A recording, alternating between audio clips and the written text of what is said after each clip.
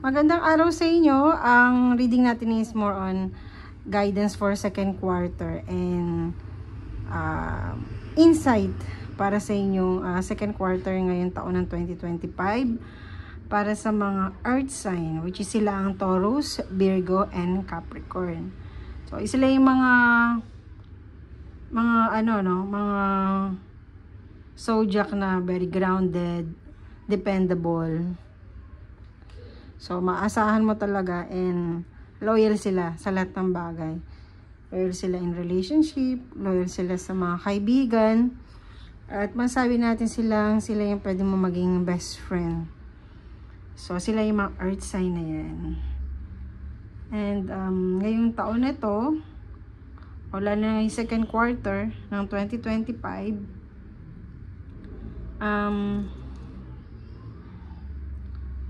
masasabi natin na more on expressing their feelings. Kailangan maging talkative ba? Or mas express nila siguro nila. More on communication. Sila sa ibang tao. Para mas maintindihan sila. Lalo na ngayong second quarter na to. Kasi marami silang emotional baggage na sinasarili lang. Ayaw nila makaabala ng ibang tao. Okay. So, ngayong second quarter ng taon, para sa mga earth sign, which is Capricorn, Virgo, and Taurus,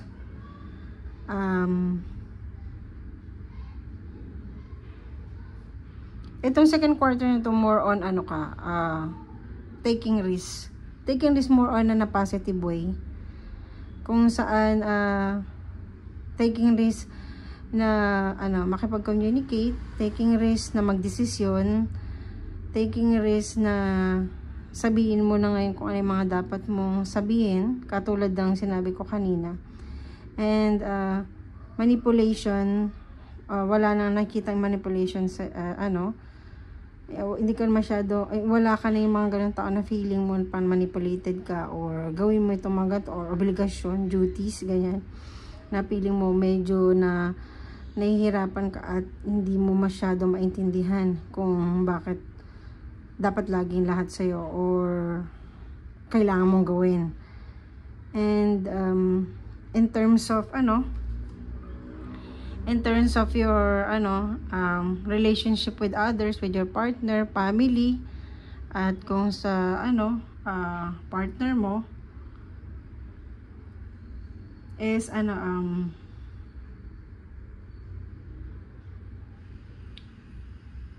mo lang yun, yung express mo lang kung ano yung nararamdaman mo. More on siguro to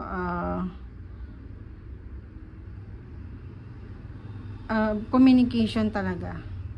And how the way you kung gaano mo siya pinakikitunguan. Gaano mo siguro express yung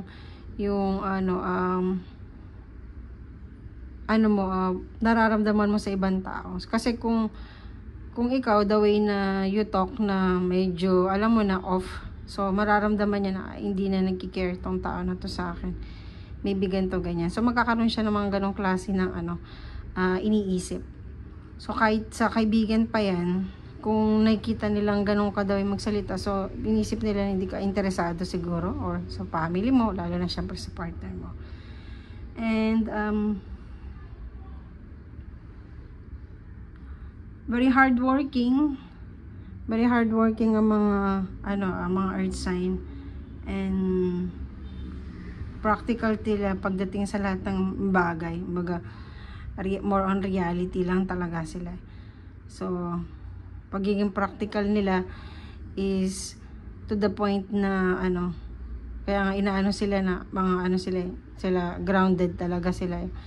Hindi mo makikita na itinataas yung sarili nila and then magyayabang sila ng ganun lang. So, sa kanila, sa sarili nilang pagsisumikap, tumataas sila, and then dun sila napupunan ng ibang tao, more on a positive way, hindi naman dun sa ano. So ngayong ano na to, ngayong second quarter na to, nandun ka sa elevation of yourself, parang elevate mo yung sarili mo, and then nakita ng ibang tao, and then natutuwa sila sa performance mo, o natutuwa sila na nag-improve ka at nag-excel ka, na wala silang kahit anong negative na sasabihin sa'yo, kasi nakita nila na pinaghirapan mo kung saan ka ngayon, lalo na ngayon 2025.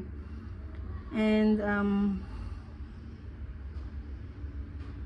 ano pang atin ano dito mo, so kung ano naman, kung estudyante ka, nag-iisip kung ano yung pwede mo maging kuha ng course, siguro mas maganda, more on healthcare, finances, business, yan, mga possible na suitable sa'yo talaga. Avoid mo lang din na ano, ma-stuck sa isang ano, routine. So, kung yung psychomins paulit-ulit yung ginagawa, kumuha ka ng another alternative na pwede mong gawin, na gawin mo yung mga hobby mo, yung mga passion mo, para at least lagi ka pa rin pumapasok sa trabaho, pumapasok sa school, o sa ang mga ano na ginagawa mo sa bahay, is na-enjoy mo pa rin kasi nagagawa mo yung mga ibang bagay. So wag ka lang yung trabaho ka lang.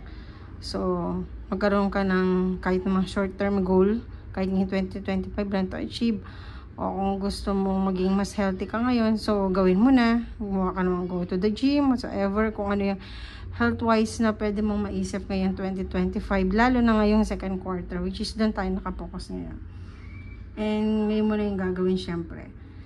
At so hindi ko na ano kanina to, doon sa isang sign kanina, hindi ko na ano yung card. So shuffle natin siya ulit. So possible na stuck yung ano na yun, yung card na yun kanina. Hindi ko siya na ano, siguro isang sign din siya siguro sa'yo na you are thanking the universe or the divine, the God, your angels, ng yung presence mo. At kahit na maraming difficulties na nangyari, isang papasalamat ka pa rin at nabubuhay ka. So para sa'yo talaga ito ay ang unconditional love.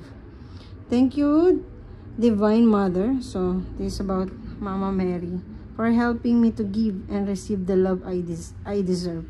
So yun, more on appreciation ka talaga ngayong second quarter. Ma-appreciate ka ng ibang tao, mag-excel ka, at ma-appreciate nila lahat ng mga ginagawa mo.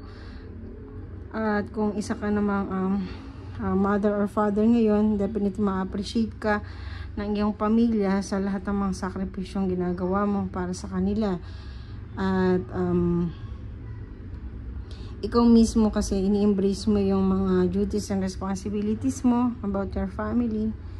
So lahat ng yun magbibigay ng kagalakan sa iyo ngayon second quarter, kasi mararamdaman mo yung pagmamahal na yun na magagaling sa kanila, kahit sa mga coworkers mo or kung saan ka man na ano, nasa sitwasyon mo ngayon.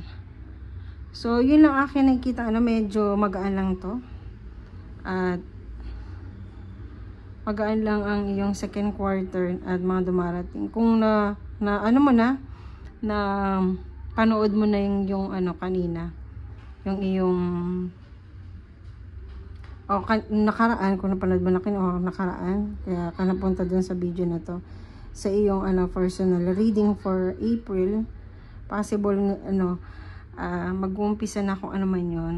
At ngayong second quarter is in-embrace mo na lahat ng mga changes sa'yo at yung mga opportunity na dumarating as ma-achieve mo na siya ngayong second quarter na to. And so yun lang ang aking guidance or some messages from your angel at sa iyong card mo ngayong second quarter. Maraming salamat sa iyo and God bless.